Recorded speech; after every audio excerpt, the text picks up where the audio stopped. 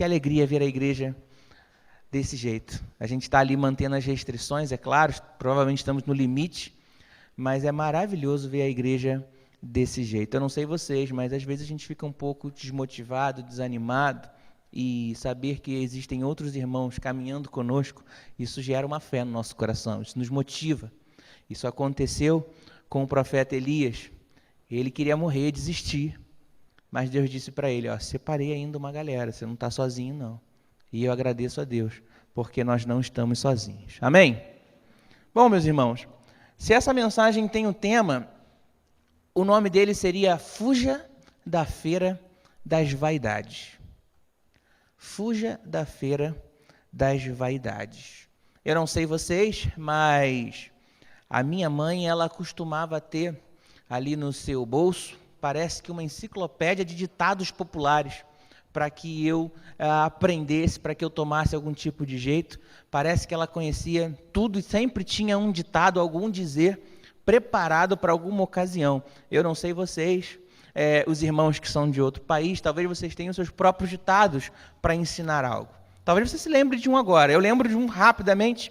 Quem se mistura com um porco, farelo come. Né? Vocês já devem ter visto. A ideia disso é uma advertência às más companhias. Não ande com determinado sujeito, senão o seu fim será aquele.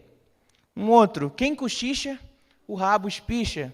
Uma advertência contra a fofoca. Né? Não faça muita fofoca, até porque você aumenta, conforme você vai fazendo fofoca, você aumenta a quantidade de informações que tinha. Ou seja, você começa a mentir. Não é legal. Outro, mentira tem perna curta também. Ou seja, quem mente não vai muito longe. Não consegue caminhar tanto assim, daqui a pouco alguém te pega. Você pode lembrar aí de mais algumas dessas advertências. O objetivo desses ditados era sempre trazer uma lição. Não é verdade? A pessoa falava alguma coisa com o objetivo de você receber um tipo de advertência. Eu acho que o que eu mais ouvi quando mais novo era quem se mistura com porco, farelo come. Minha mãe costumava dizer isso com certa frequência. A diferença, eu e a Larissa, a gente tem a mesma mãe, né? Mas a gente não tem a mesma mãe. Por quê? Porque a gente praticamente teve momentos muito distintos e minha mãe não pôde ser a mesma coisa para mim e para ela. Essa era uma frase que talvez a minha irmã não tenha ouvido tanto, mas eu ouvia com constância essa frase. Cuidado, você está andando com determinado sujeito, isso não vai terminar legal. Ouvia bastante essa. Bom, o objetivo por trás disso, como eu disse, é gerar uma advertência. É para que você tome cuidado com algo. E aqui nesse texto, nós vemos um João buscando advertir ao povo. Antes, como nós vimos do verso 12 ao 14, eram palavras de confiança. Eram palavras para te motivar. Ele diz, eu escrevi para vocês, não desanime. Olha, é em vocês que há o poder de Deus, vocês conhecem o Pai. Vocês venceram o maligno. São palavras de encorajamento que João deu para aquelas pessoas. Agora não. Agora é uma palavra de advertência. E ele diz, não amem o mundo. E você pode se perguntar, por que Feira das Vaidades? De onde você tirou esse nome aí? De onde você criou isso? Certamente não tem essa capacidade toda. Mas a frase Feira das Vaidades vem de um livro do John Bunyan, que escreveu, o autor do livro O Peregrino. E eu já disse que esse é um livro maravilhoso, que todo cristão deveria ler. Eu gostaria muito de ter descoberto esse livro durante a minha adolescência, porque há ali uma ilustração da caminhada cristã. E é maravilhoso. Talvez enquanto criança, enquanto jovem, a minha caminhada talvez teria sido diferente se eu tivesse lido esse livro, O Peregrino. É o livro mais lido do mundo, depois da Bíblia. E nesse livro, ele narra a história de um homem chamado Cristão. O Cristão, ele acorda um dia e percebe que a cidade onde ele mora, chamada Perdição, ela está condenada. Então ele precisa fugir da cidade. E ele descobriu que ele tinha um grande fardo, um peso enorme nas costas, que ele não conseguia desatar, ele não conseguia tirar. Então ele se encontrou com um homem chamado Evangelista. E o evangelista disse para ele que havia uma forma de escapar da cidade da perdição e ser salvo, e ir para a cidade da salvação. Só que ele precisava caminhar. E era uma caminhada, era realmente uma peregrinação. E ele, só mais para frente, durante a sua peregrinação, é que o fardo seria desatado. E só uma pessoa poderia desatar. O livro é maravilhoso, tem uma série de ilustrações que te faz perceber como a nossa vida cristã, ela realmente é cheia de desafios. Uns um pouco mais, como posso dizer, mais escondidos, não tanto claros, outros bem óbvios na nossa frente. E esse livro ele trabalha com uma brilhanteza essa situação, é maravilhoso. E, claro, curioso pensar que o homem que escreveu o livro mais lido do mundo, à exceção da Bíblia, era alguém que consertava panelas, não tinha tanta instrução. Que coisa maravilhosa. Mas durante a caminhada do cristão, ele chega numa cidade chamada a Cidade da Vaidade. E ali tem uma grande feira chamada Feira das Vaidades. Ele e seu amigo chamado Fiel. E se você puder olhar para o seu lado, você verá que você tem amigos fiéis para caminhar essa caminhada cristã contigo. O amigo fiel, amém? O amigo fiel e o cristão estão prontos para entrar na cidade, depois de inúmeros desafios. Esse é o capítulo 13 ou 14 do livro. E antes de entrar na cidade, eles encontram com o evangelista de novo. O mesmo homem que pregou o evangelho para eles, agora eles se encontram antes de entrar na Feira das Vaidades. E eles, animados, contam tudo o que eles passaram. E o evangelista fica feliz, ele diz: eu fico contente por vocês, não pelas diversidades, mas porque elas foram vencidas. Só que agora, vocês vão entrar numa cidade perigosa, a Cidade da Vaidade. E vocês vão passar por uma feira muito antiga, chamada Feira das Vaidades. É bem provável que vocês não suportem. É bem provável que um de vocês não passe daqui. Tenham cuidado nessa feira. Ela é tão antiga que o Rei dos Reis chegou a passar por aqui. E o chefe da cidade, que tem o nome de Belzebu, se encontrou com o Rei dos Reis para mostrar cada uma das ruas da Feira das Vaidades. O tolo não sabia que o Rei dos Reis não compra nada, porque tudo ele tem. E ele não foi, então, ele passa pela feira sem gastar um único centavo, não comprando nenhuma das vaidades. Mas você, cristão, você fiel, tome cuidado com a Feira das Vaidades. Meus irmãos, é maravilhoso esse trecho. Porém, um desses dois, ele realmente morre, que é o amigo fiel. Ao passar pela Feira da Vaidade, os moradores daquela região notam rapidamente que aqueles homens são estrangeiros, porque eles não falam como eles falam. Eles não desejam as mesmas coisas. E depois de tanto oferecerem coisas para que esses dois peregrinos pudessem comprar, a única coisa que eles dizem que querem comprar não está à venda na cidade, que se chama verdade. Eles dizem: nós queremos comprar a verdade. Se ela se encontra aqui, a gente compra. E não tinha na cidade. E gera um alvoroço. E decidem, então, martirizar o fiel. Os dois passam pela Feira das Vaidades, mas não caem nas vaidades. Todavia, em função dos moradores da cidade, o fiel, ele é martirizado. Ele sofre as piores torturas pelo nome de Jesus, por ser cristão. E no final, cristão é liberado para continuar caminhando, e fiel perece em carne. Mas o texto diz que logo após a sua morte, uma carruagem vem buscá-lo. E ele encurta a sua caminhada para a cidade celestial. O próprio Rei dos Reis vem buscá-lo.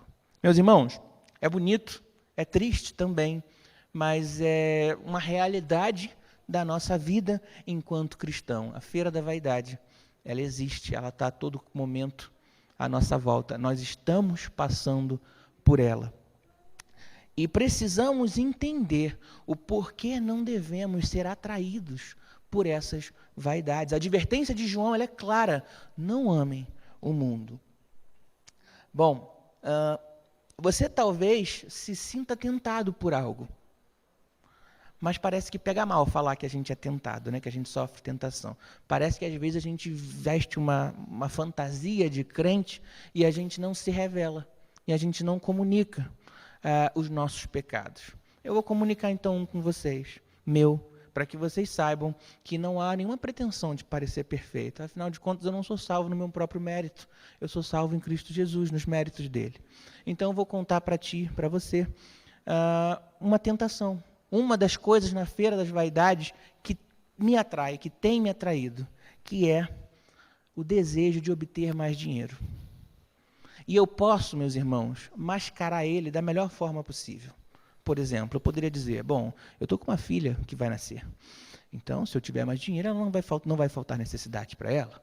Ou eu poderia dizer, bom, se eu tivesse mais dinheiro, certamente eu daria mais ofertas para a igreja. Eu ajudaria mais os pobres. Eu poderia travestir, fantasiar a minha vaidade de inúmeras maneiras que ela poderia até parecer bonita e digna, mas ela é, na verdade, uma falta de fé. Ela é uma falta de fé. Porque o Senhor que me sustentou durante toda a minha vida, Ele há de me sustentar até o final. Durante o casamento, os primeiros meses do casamento, a primeira coisa que eu notei foi que o dinheiro é importante. E eu não sabia disso. Enquanto eu morava na casa do meu pai, eu não sabia que o dinheiro era importante. Claro que faltava de vez em quando para poder fazer um passeio, alguma coisa, mas eu não sabia que ele era importante. Depois que eu casei, eu cheguei à conclusão, falei, caramba, não é que esse negócio, a gente precisa mesmo disso? E como é que fica? E como é que faz? E, meus irmãos, eu sou sempre tentado, eu não sei vocês, mas eu sou sempre tentado a dar algum jeito. Como dizem por aí, fazer o meu correr atrás. Não sei, talvez se eu pegar mais um emprego, talvez se eu fizer tal coisa, se eu trabalhar nos fins de semana, eu sou sempre tentado a buscar mais dinheiro. Talvez não seja essa a tentação, talvez você tenha outras dificuldades. Essa é a minha. Essa dificuldade, na maioria das vezes, o inimigo sopra ao meu ouvido que é um desejo legítimo, que é da parte de Deus. Porque Ele não quer que falte em minha casa o pão de cada dia. O diabo já sopra no ouvido há muito tempo, não só no meu. Ele soprou no ouvido de Cristo quando Ele tinha fome. Ele disse, transforma em pão. Está necessitado? Transforma em pão. Ou melhor, você veio para a redenção. Então faz o seguinte, vem comigo, eu te mostro todos os reinos. E eu te dou, se você me adorar. Você não veio para a redenção do povo, do reino? Eu te dou todos eles. Encurtar a caminhada da fé. Olha só a proposta do diabo. É interessante isso. Ele não propõe qualquer coisa para Cristo Jesus. Ele propõe encurtar a caminhada. Não é ser o rei o motivo pelo qual você veio? Eu te dou todos os reinos. Não vai nem passar pela cruz. Olha que beleza. É só se prostrar e me adorar. Mas como diz o John Bunyan, o rei dos reis não pode ser comprado. E graças a Deus por isso. Se não houvesse cruz, não haveria redenção. Mas estou divagando. Voltando aqui para o nosso texto. A questão é, nós sofremos porque caminhamos nessa feira das vaidades. E precisamos entender, porque se de fato alguns de nós nos sentimos tentados, pior ainda é cairmos. E a grande questão é, por que nós devemos fugir da feira das vaidades? Por que nós não podemos amar o mundo? Como eu disse, há muitas maneiras de travestir os nossos pecados e torná-los mais bonitos, mas eles vão sempre ser feios, porque eles são pecados. Ainda assim, nosso irmão João tem algo para dizer sobre isso, e nós vamos caminhar junto com ele. A primeira coisa que eu quero que note está no verso 15, meus irmãos. O texto, ele é claro, e eu entendo que nós devemos fugir da feira das vaidades porque ela é incompatível com Deus.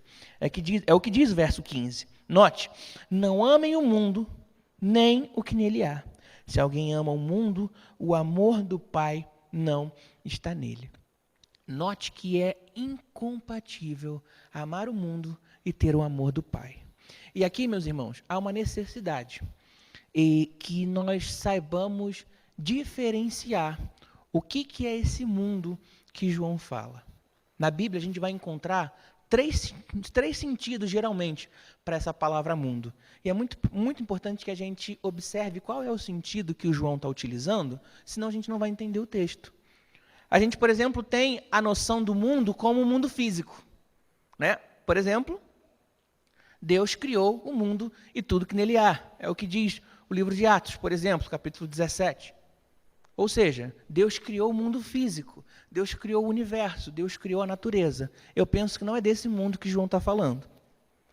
Nós podemos ver também a noção de um mundo, humanidade. Quando a palavra mundo é empregada, às vezes eles estão querendo dizer a humanidade. João 3,16. Porque Deus amou o mundo de tal maneira que deu seu Filho único, para que todo aquele que nele crê não pereça, mas tenha vida eterna. Quem é aquele que nele crê? O mundo? Não, não é o globo. O globo não está tentando crer em Deus. É a humanidade, aqueles que no mundo habitam. Esse também é um sentido pelo qual a Bíblia utiliza para falar do mundo, mas também não é essa o que o texto está utilizando. Por fim, nós temos a ideia de o sistema do mundo, que eu creio que é disso que João está falando. A gente sabe que o mundo jaz do maligno. O próprio Cristo chamou de o Deus, de o príncipe dessa era. Paulo diz que o Deus dessa era está trabalhando para que aqueles que estejam nesse lugar sejam cegados, para que não vejam o brilho da cruz, o brilho do evangelho do Cordeiro. Existe um sistema em prática funcionando nesse lugar que nada tem a ver com Jesus Cristo e o seu reino. E nós passamos por eles. E nós somos convidados diariamente por eles. Mas precisamos rejeitá-los. Precisamos rejeitá-lo. João nos orienta que não devemos amar o sistema desse mundo. Vou dar um exemplo. Existem pessoas agora que estão passando fome. Ninguém fica feliz com isso, correto?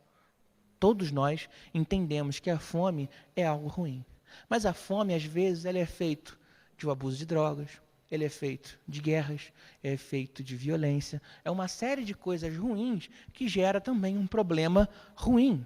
E essa é o sistema, a estrutura desse mundo, onde temos pessoas que têm muito dinheiro e pessoas que têm dinheiro nenhum. Esse é o sistema desse mundo, que diz que o homem que tem muito dinheiro, ele está certo por ter muito dinheiro. E o homem que não tem dinheiro nenhum e passa fome, ele é um coitado e está à mercê da sociedade. Esse é o sistema que impera nesse mundo. Um exemplo claro de quão terrível esse sistema foi o exemplo que a irmã Vilma trouxe para nós, certa vez, onde ela disse que uma pessoa que veio pedir cesta básica porque estava com fome, quando a irmã Vilma foi lá entregar a cesta, descobriu que aquela pessoa, não me lembro o gênero, pegava as cestas e revendia.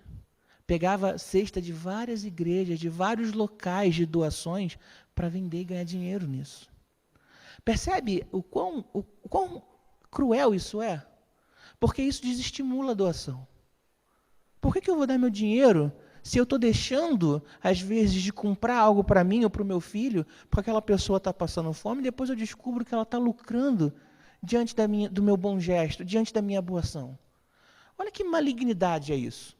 Ele pega um sentimento que é bom, a doação, e transforma em algo corrupto, em algo terrível. Esse é o sistema desse mundo. Essa é a prática que faz com que nós soframos enquanto caminhamos aqui.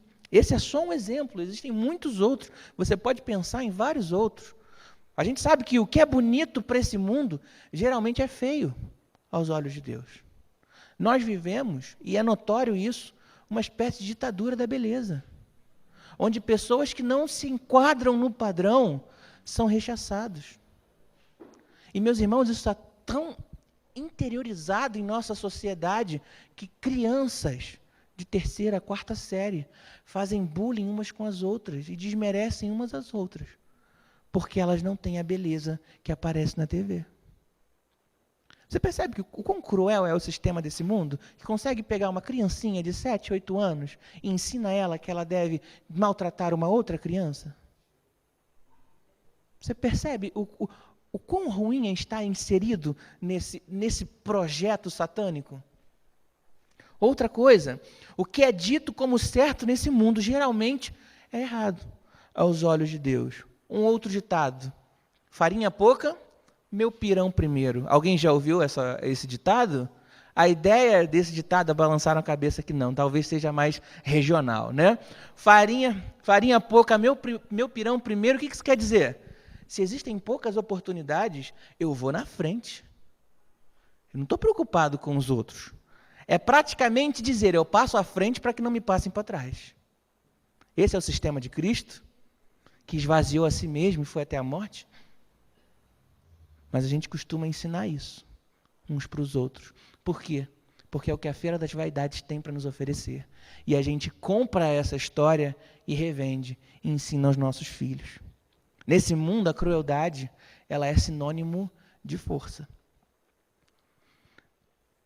Você imaginar que existem pessoas em laboratórios, nesse exato momento, não desenvolvendo curas, mas desenvolvendo doenças, para que eles possam combater uma espécie de guerra biológica, isso é cruel demais.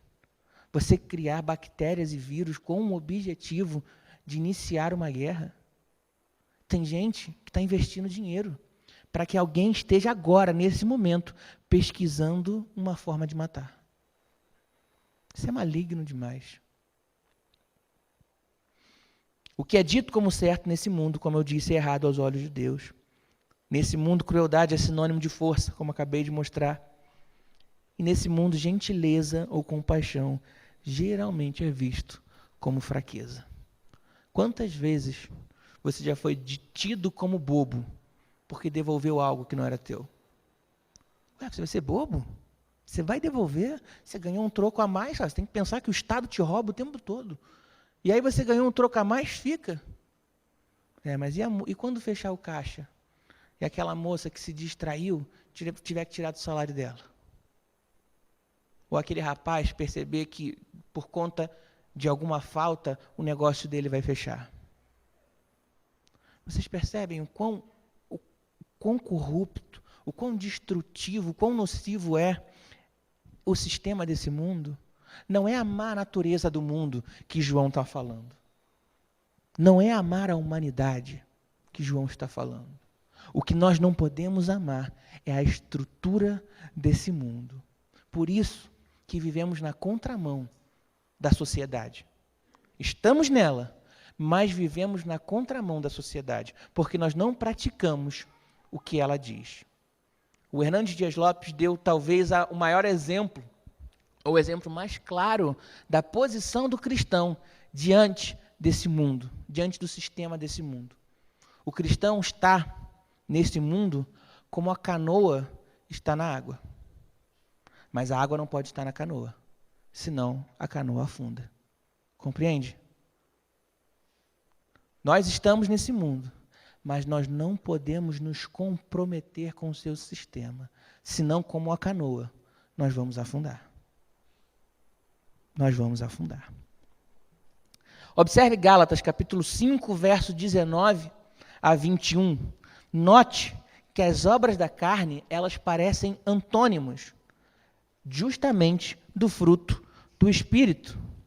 Gálatas, capítulo 5, verso 19 a 21, fala das obras da carne.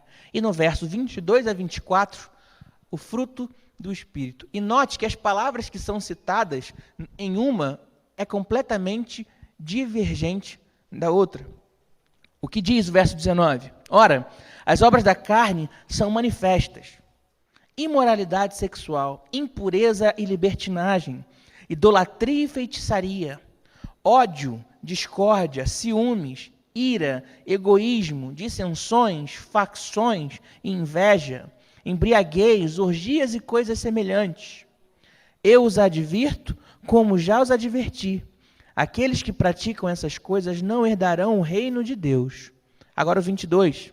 Mas o fruto do Espírito é amor, alegria, paz, paciência, amabilidade, bondade, fidelidade, mansidão e domínio próprio.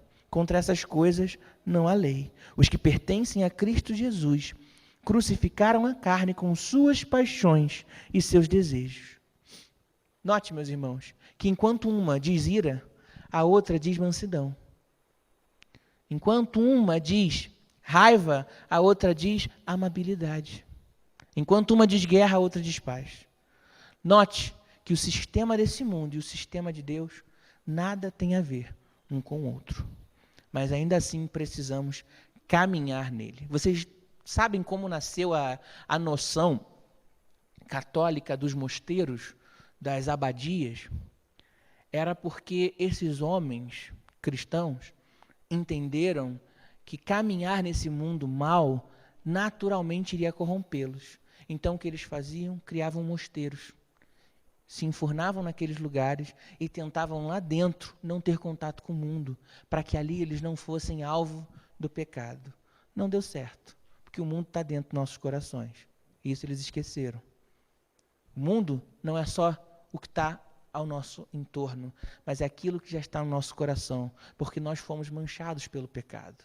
E agora, aquilo que nós tentamos evitar do lado de fora também está dentro dos nossos corações. E a luta, nesse aspecto, é mais complicada.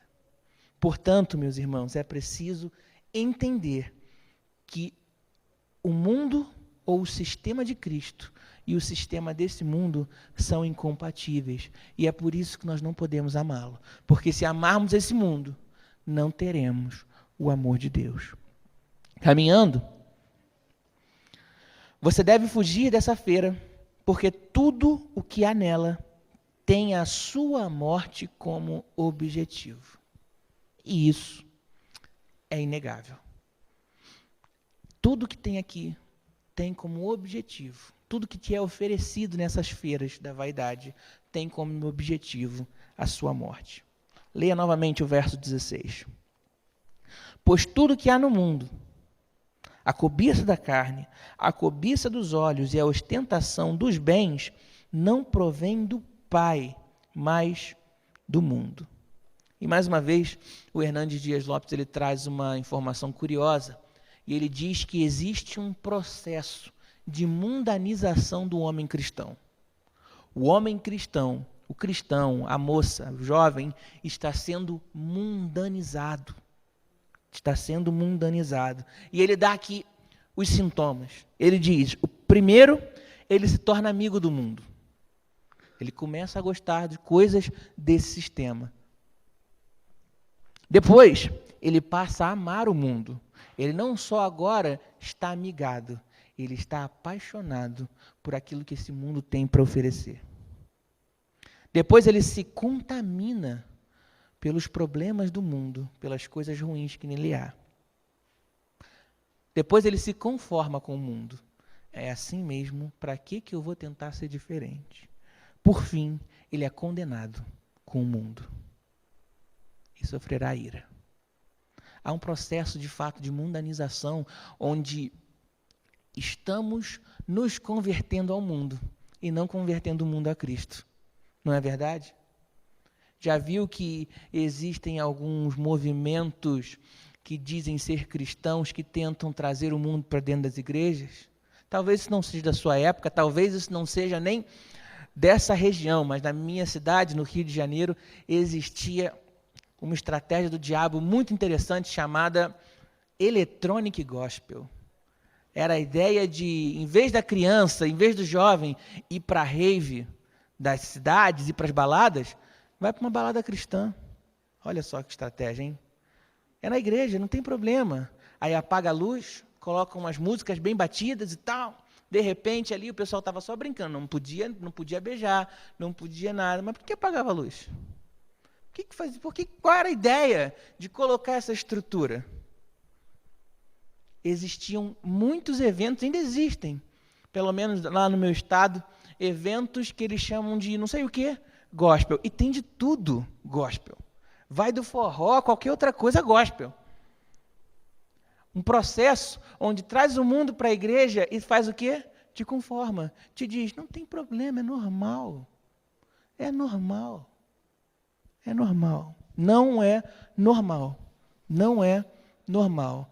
E, meus irmãos, não podemos ser cristãos se não lutarmos contra isso. Porque o dia que nós nos conformarmos com essa estrutura, certamente seremos condenados com ela. Não há meio termo nesse aspecto. 1 Pedro capítulo 5, verso 8 diz, sejam sóbrios e vigiem. O diabo é inimigo de vocês. Ele anda ao derredor como um leão rugindo e procurando a quem possa devorar. 2 Coríntios capítulo 4, verso 4, eu já citei aqui, diz: o Deus desta era cegou o entendimento dos descrentes, para que não vejam a luz do evangelho da glória de Cristo, que é a imagem de Deus. O fato é que esse mundo é traiçoeiro, e ele nada tem conosco. É por isso que Pedro vai nos chamar de peregrinos. John Bunyan não criou isso do nada. O próprio apóstolo disse: nessa terra nós somos peregrinos. A gente está aqui a passeio. A gente vai passar por ela. Talvez passeio não seja nem a melhor palavra. A gente vai passar por ela. Mas seremos convidados a tomar atitudes que não condizem com o cristão. E aqui o texto, ele fala sobre 3 perigos. Existem números, mas o texto ele tenta concentrar sua atenção em 3. Ele diz: a cobiça da carne, a cobiça dos olhos e a ostentação dos bens. Talvez na sua Bíblia esse último verso esteja diferente. Alguém encontra algo diferente? A soberba da vida. Eu acho que esse é o que se encaixa melhor. Aqui, a questão de ostentação dos bens é apenas um efeito. Mas eu acho que a soberba da vida ela é o ponto central. Porque é o coração soberbo que vai gerar ostentação, que vai gerar uma série de outros agravantes. E eu acho que a soberba da vida ela engloba mais o problema do que nesse texto aqui, do que nesse verso da NVI. Mas vejamos os 3 perigos. O primeiro ele diz: a concupiscência da carne. Algo que há nesse mundo que nada tem a ver conosco. Tentações, percebam, que nos atacam de dentro para fora. São problemas que nós temos em nossos corações. São desejos que nós temos vontade de suprir. O que você sente no íntimo e dá vazão no mundo externo. E aqui existirão, você precisa lembrar, existirão muitos convites para que você sacie esses desejos. O que eu quero dizer com isso é simples. Lembra do rei Davi. Se o rei Davi não tivesse um problema com o pecado da carne, quando Batseba estivesse tomando banho, ele teria fechado as cortinas. Ele, meu Deus, caramba, sem querer eu vi uma moça ali que não devia. Ele teria fechado as cortinas. O fato dele ter se mantido ali, vendo uma moça tomar banho, é sinal de que o pecado estava dentro do coração dele. E talvez esse não seja o seu problema. Mas você pode passar por alguns outros. E isso, meus irmãos, é comum, mas não devemos viver nessa prática. O que eu quero dizer com comum? Porque enquanto o Senhor Jesus não glorificar os nossos corpos, nós estamos sujeitos a esses problemas. Nós estamos sujeitos a esses problemas, a sentir fraquezas. Paulo disse isso. Eu tenho uma fraqueza, eu tenho um problema que eu peço a Deus, Ele não tira, mas Ele me ensinou. Ele me disse que o poder dele se aperfeiçoa na minha fraqueza. Se Ele se aperfeiçoa na minha fraqueza, então vou me gloriar nisso. Porque aí, quando eu vencer, eu sentirei que é o próprio Deus que me deu poder. E eu não entendi esse texto, meus irmãos, eu confesso. Haviam problemas, haviam pecados em minha vida e eu pensava, eu preciso parar de ter essa tentação. Eu preciso parar de sofrer com essa tentação. E eu orava a Deus e pedia, Senhor, eu não quero mais viver essa tentação. E aqui, é claro, isso não é uma tentativa de colocar Deus numa caixinha, de padronizar Deus. Haverão tentações que Ele vai expurgar da sua vida. Eu creio isso em Jesus Cristo.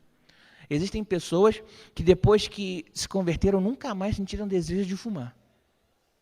Isso acontece, Deus limpa. Existem outras pessoas que ficam com desejo de fumar a vida inteira. E aqui, meus irmãos, precisamos entender a pedagogia de Cristo. Por quê? Por que o Senhor nos deixa, então, sofrer com esses pecados? O texto diz, o próprio Paulo afirma, porque o poder de Deus se aperfeiçoa na fraqueza. E é aqui, meus irmãos, que eu errava, porque eu esperava que Deus tirasse um problema de minha vida para dizer, agora eu estou bem. Mas não. Às vezes as tentações ficarão lá e será uma luta. E eu implorarei a Deus. Talvez em outro momento eu não estaria orando a Deus. Mas eu imploro a Deus, e quando venço aquilo, o que eu penso? Ah, isso não fui eu sozinho, não. Porque eu sozinho eu caio nisso. Mas isso foi poder de Deus, senão tinha tropeçado ali. Isso é pedagogia, meus irmãos, que Deus insere em nossas vidas que não insere no mundo. Porque lá fora, o que eles dizem? Você não precisa de ninguém. Você é o seu próprio Senhor. Aqui dentro nós dizemos, é no poder de Deus que vencemos. É na operosidade do Rei dos Reis. É assim, meus irmãos, que precisamos caminhar. É fácil? Certamente que não. É o melhor? Certamente que sim. Certamente que sim. Caminhando. A concupiscência dos olhos é o próximo problema. Se o primeiro, então, fala de tentações que nos atacam de dentro para fora, agora nós falaremos dos problemas que nos atacam de fora para dentro. É aquilo que você vê e que deseja no seu coração. Se você não tivesse visto, se teus olhos não tivessem contemplado, talvez tenha passado despercebido.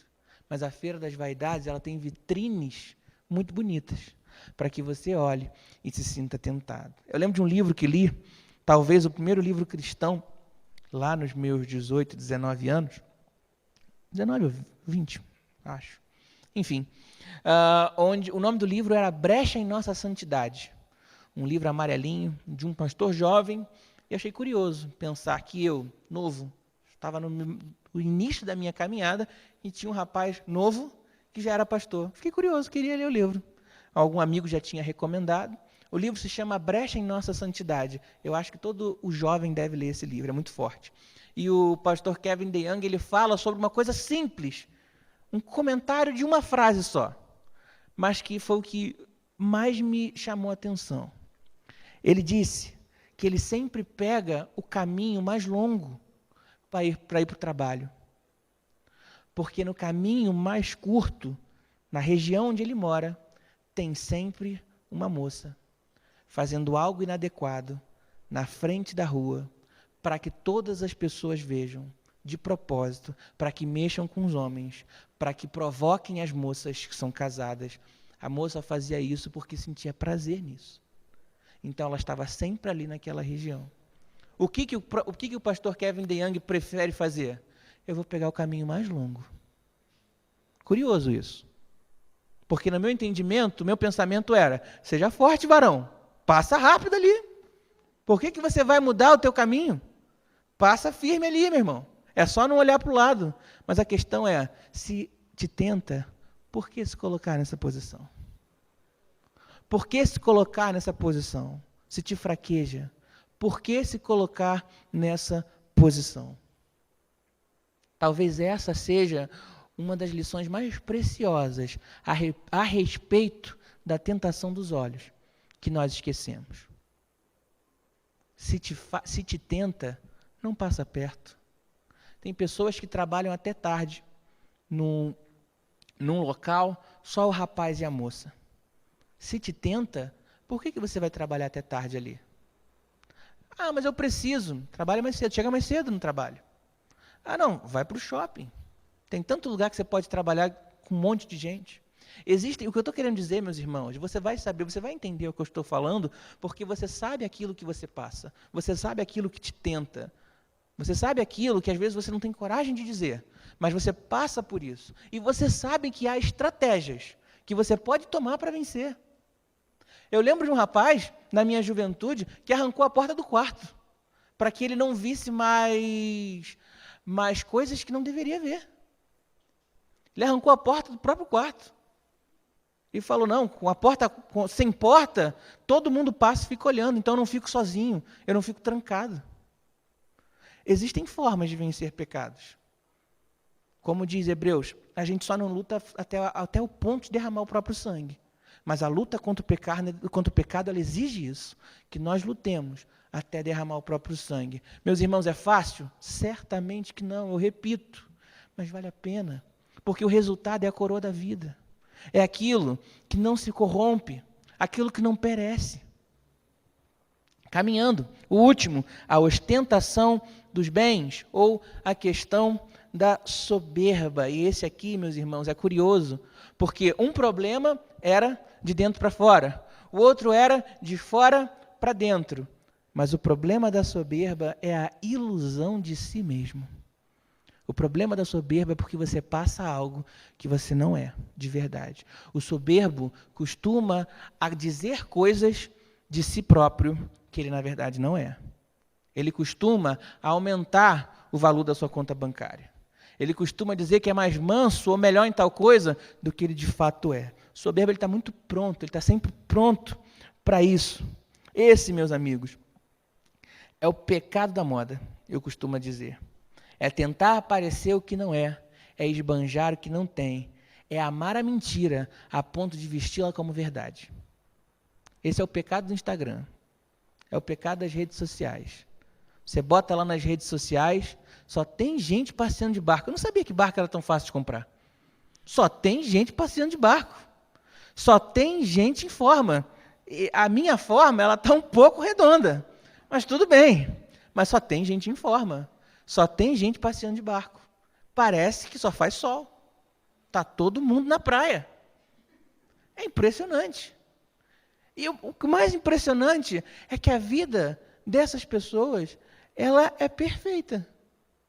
Ela é perfeita. Tem sempre alguém de biquíni, ou de roupa de praia, ou de sunga, pronto para te dar uma instrução. Já percebeu? Coloca lá a melhor das poses, a vida é maravilhosa, aproveite o dia. Uau! Aproveite o dia. Vou levar isso aqui, vai fazer uma diferença na minha vida. Quem acorda cedo, muito trabalha. Quem acorda cedo, muito adquire. E está a pessoa sentada na praia, só tirando a foto do pezinho na areia. Maravilha, né? Meus irmãos, a pessoa que está ali está em frangalha às vezes. Mas ninguém coloca isso, sabe por quê? Porque não está na moda. Quem quer ver alguém se humilhar e dizer, estou sofrendo? A verdade é que meu coração pranteia. No meio dessa máscara de sorrisos, há um coração choroso. Quantos cliques isso vai receber? Quantas curtidas? Ninguém curte, a gente quer ver o barco. A gente não quer ver sofrimento. E aí as pessoas, elas passam umas para as outras uma mentira. E vendem como se fosse verdade. Uma prova disso é que o psicólogo está sempre cheio. Está todo mundo no psicólogo. E aqui, meus irmãos, eu não estou dizendo que ir ao psicólogo é ruim. Não digo isso. O que eu certamente digo é que o aumento da frequência no psicólogo diz algo para nós. Tem algo a nos dizer. E existem bons psicólogos, assim como existem bons pastores. Lembro de um determinado pastor que disse que ele tinha uma boa relação com psicólogos da cidade, porque quando eles notavam algum problema entre si, ou o psicólogo encaminhava para a igreja, ou o pastor encaminhava para o psicólogo. Eles diziam, olha, isso aqui já é algo realmente que você precisa tratar ali. E ali o psicólogo dizia, olha, isso aqui vai melhorar na sua vida se você começar a frequentar a igreja. Então, meus irmãos, eu não estou dizendo que há um problema nisso. Não há um problema na cura.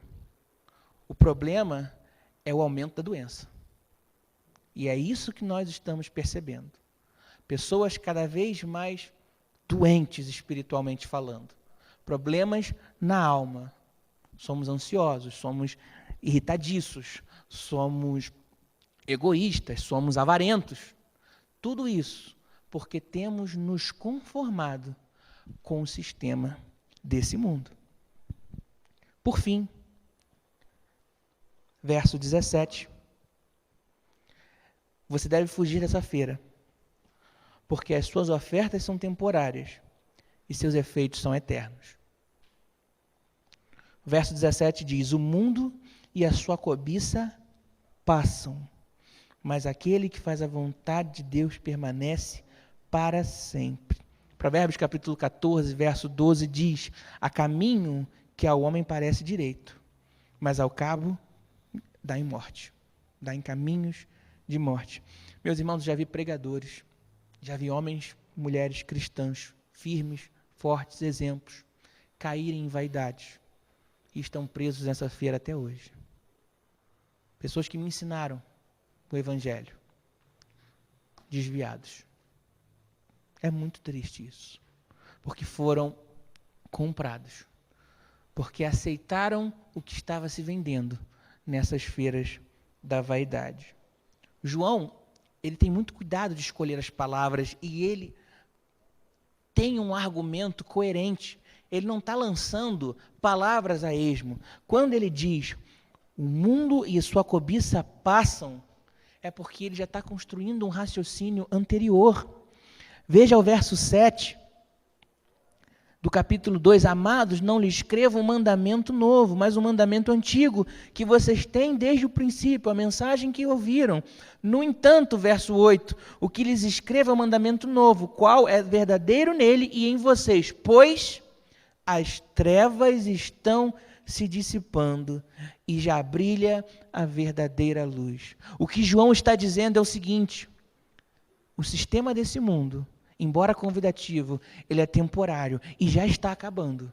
Ele já está no fim. Já foi no cinema?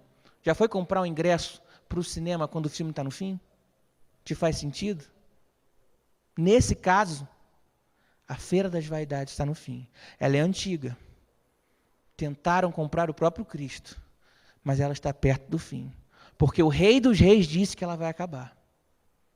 Porque o Rei dos Reis, o Senhor dos Senhores, disse que ele vai pôr um ponto final nessa história. E é nisso que nós aguardamos. É isso o que aguardamos, porque o Cristo Jesus, ele virá. E esse mundo, onde existem pessoas vendendo cesta básica que foi oferecido, esse mundo será destruído. Às vezes, enquanto pregador, a gente procura uma palavra melhor, porque a gente não quer parecer agressivo. Mas não podemos falar de amor sem falar de arrependimento, sem falar da ira de Deus.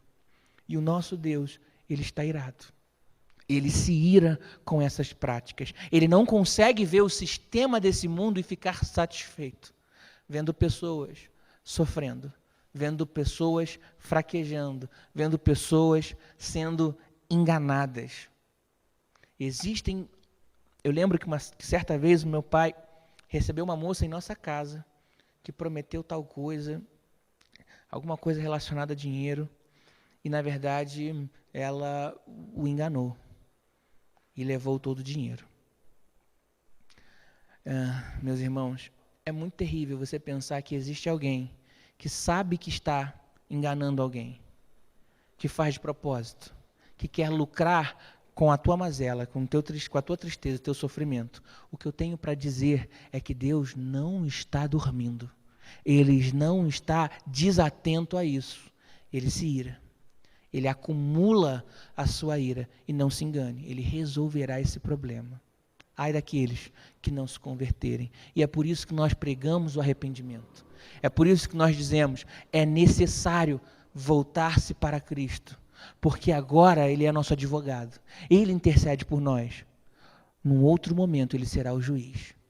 E ele não intercederá mais. Ele virá para executar juízo. E alguns pastores têm a mania de tentar diminuir o evangelho. E eu digo isso com muita tristeza. Às vezes a gente fica estudando e a gente vê não só pastores, mas pregadores, pessoas tentando dizer só sobre o amor de Deus, mas não falam sobre a sua ira, não falam sobre a necessidade de arrependimento. E como disse um pastor mais novo, estão anestesiando pessoas para irem para o inferno.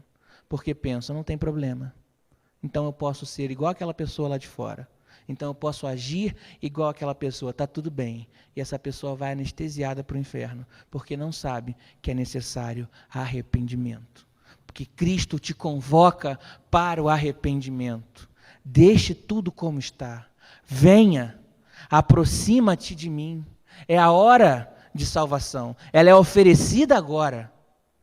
Precisamos aceitá-la, porque não há outro lugar onde receberemos palavras de vida eterna.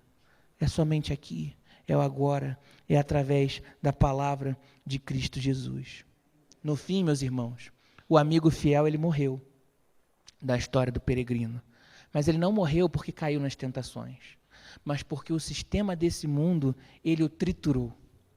E ele nos tritura, ele tem esse propósito, ele tem esse projeto, como você pode ter visto no cronômetro dos 5 minutos antes de começar o nosso culto, há um dizer ali que fala que enquanto nós temos a possibilidade de sentar numa cadeira confortável, existe um microfone para que a minha voz de pato chegue até vocês, para que eu não precise gritar e me esgoelar. Existem pessoas agora que estão em cavernas, buscando o Evangelho, e elas têm que ler bem baixinho, porque se alguém pegar, eles matam. Na China comunista, eles ensinam as crianças, os professores ensinam as crianças a procurarem nas casas um livro preto. Procura um livrinho preto e traz para a escola e você ganha um prêmio. As crianças não sabem que estão fazendo algo errado. E ali, se elas encontram e levam para a escola, aquela família é condenada. Isso é coisa muito séria. Esse é o sistema desse mundo que tem como objetivo triturar-nos. Triturar-nos. Ele não trata crentes com bons olhos. E é importante que você aprenda isso. E eu digo isso, meu irmão, porque eu sofro disso. Eu tenho que lutar com o fato de que talvez eu seja odiado, simplesmente por ser cristão. Talvez não, é certo. E às vezes eu fico, puxa, eu não quero ser odiado. Eu estou pregando palavras de vida. Eu quero que alguém se dê bem. Se o meu objetivo é transmitir amor, por que eu tenho que ser odiado? A resposta não é a melhor de todas. A resposta é que o maior daquele que promoveu o amor foi crucificado. O que dirá um homem como eu? A nossa redenção, aquilo, meus irmãos, que deve nos servir de alento, de conforto, é que podem triturar o corpo, não podem destruir a alma. No final, o fiel perde a vida, mas ganha a salvação.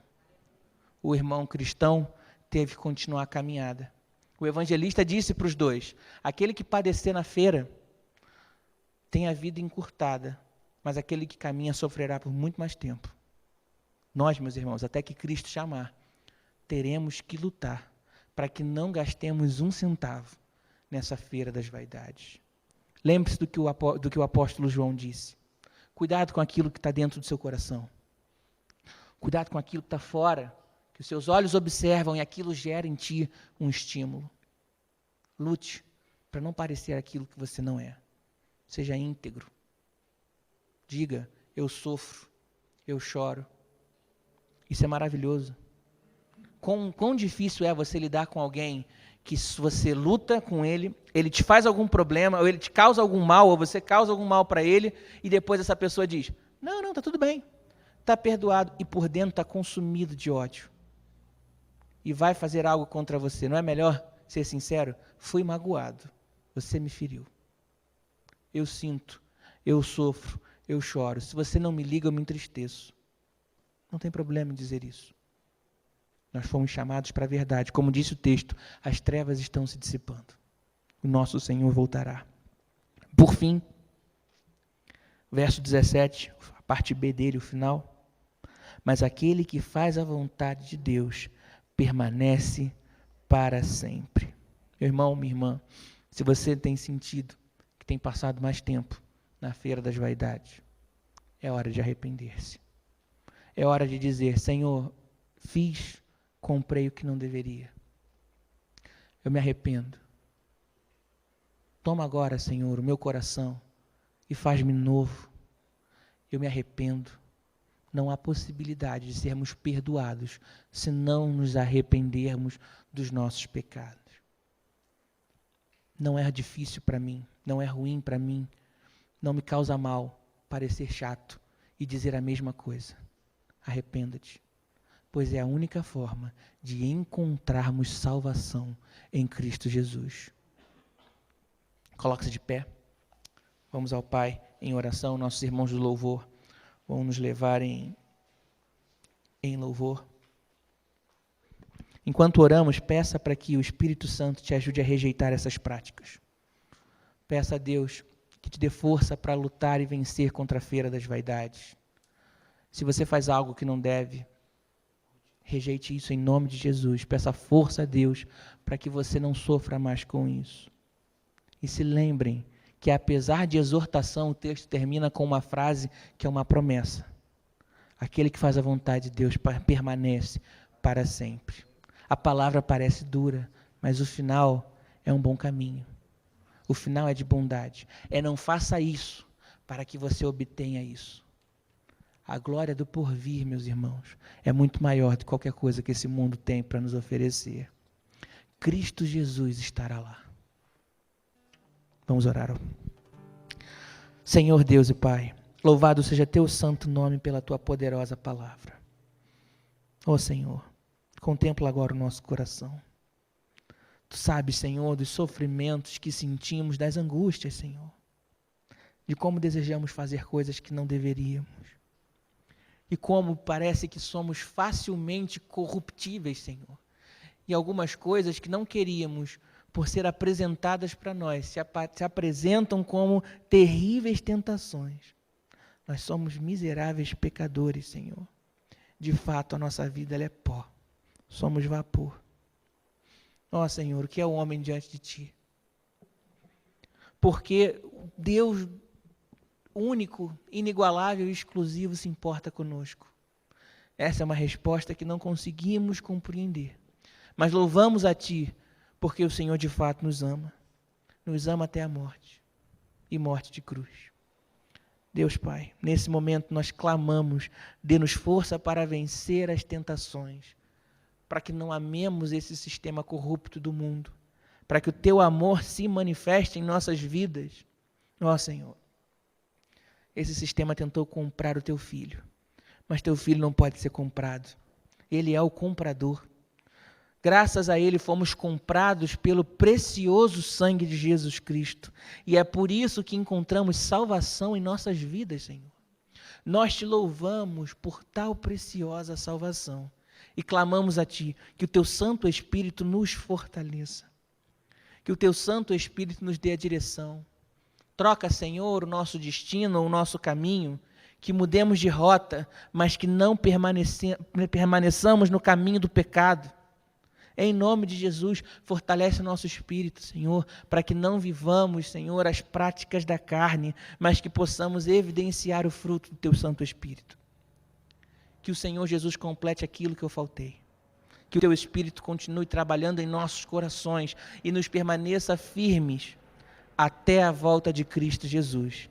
Pedimos isso em nome do Cordeiro, que morreu na cruz, mas que reina e vive eternamente.